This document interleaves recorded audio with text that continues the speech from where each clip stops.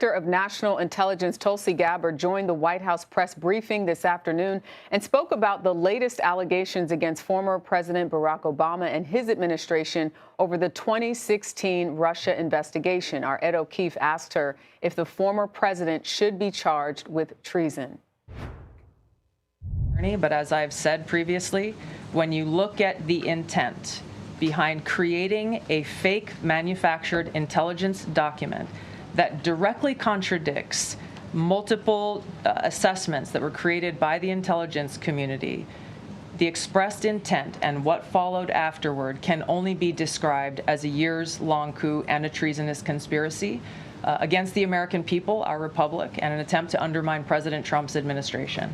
Joining us now is senior White House and political correspondent Ed O'Keefe. A lot was said there in that briefing room, Ed O'Keefe, and you were able to get off on those three really questions early on in this press briefing, asking, what do you now have?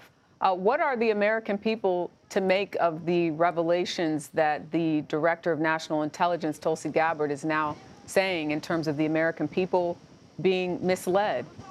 Well, the White House is claiming, Jerika, that essentially there was a attempt by the outgoing Obama administration to undermine the incoming President Donald Trump back in 2016, early 2017, by creating or fabricating intelligence that suggested that Vladimir Putin had preferred that Donald Trump win that election. What they're not disputing, and what really nobody disputes generally, is that Russia tried to sow chaos, confusion, disunion during that election. But what they continue to strongly dispute is that Putin or his government or people working for the Russian government were trying to influence the results such that Trump would win, not Hillary Clinton. And what Gabbard is alleging she now has and has released is evidence that there was great disagreement in the intelligence community about those findings, and that ultimately the Obama administration tried to cook up something that has been allowed to fester for all these years. She, last week, referred various Obama administration officials to the Justice Department for potential prosecution. But let's remember, the Justice Department spent more than 3 years investigating this and whether there was any political interference, and found none. The Senate Intelligence Committee conducted a similar investigation into Russia's interference in the 2016 elections and found no American political interference or attempts to create some kind of a cover story. It was unanimously approved by that committee, which at the time was led by the now Secretary of State, Marco Rubio, that while they may have found troubling things that CIA or FBI or other officials were doing or trying to infer, ultimately they didn't find anything that rose to a criminal nature that needed to be prosecuted. Why is this being released now, Jerika? And this is the important point.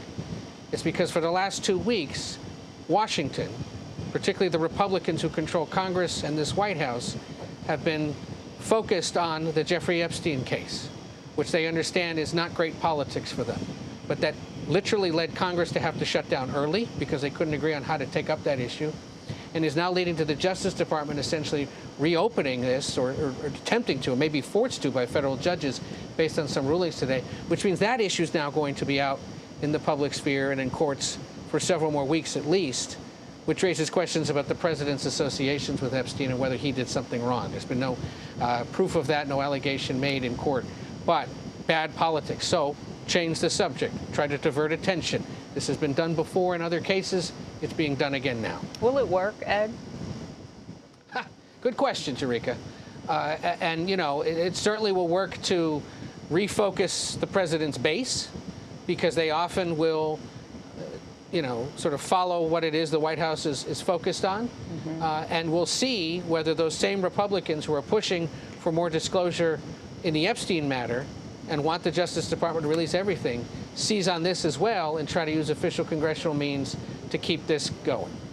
Some other things that will be happening later today in Washington, an AI action plan that is expected to be unveiled by the president later tonight. What are we expecting to hear from him as it pertains to the AI action plan? Sure. So artificial intelligence, of course, a significant concern for government leaders at the local, state, federal level, and really for world leaders as this technology just continues to accelerate and become more widely used. And so the president today, participating in a day-long summit here in Washington that is focused on the future of this technology. And he's essentially signing a series of executive orders designed to build out American AI infrastructure like data and energy centers to make sure that the infrastructure is there for this technology to prosper and make sure the United States remains a leader in its use.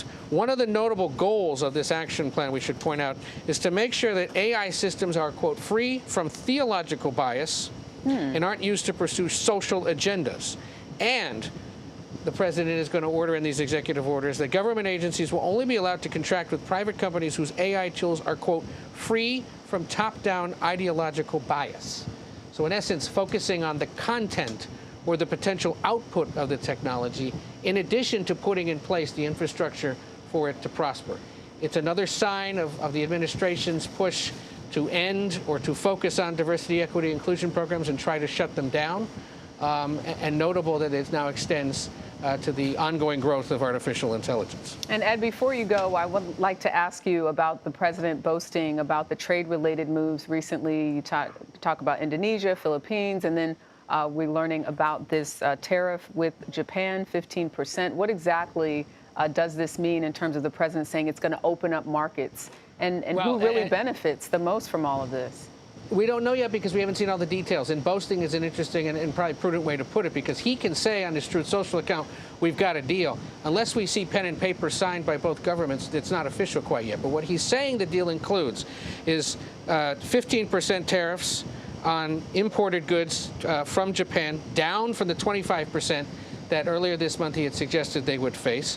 $550 billion in investment by Japan in the United States, and then more importing of Japanese vehicles, rice, and other agricultural products. There's been a big push to get Japanese rice, for example. So yes, this is one of the ongoing frameworks that is now in place with mostly Asian trading partners. We are anticipating in the coming days more about similar agreements with South Korea, with the European Union, potentially with Latin American countries as well, all ahead of that August 1 deadline where the president says these tariffs are going to kick in.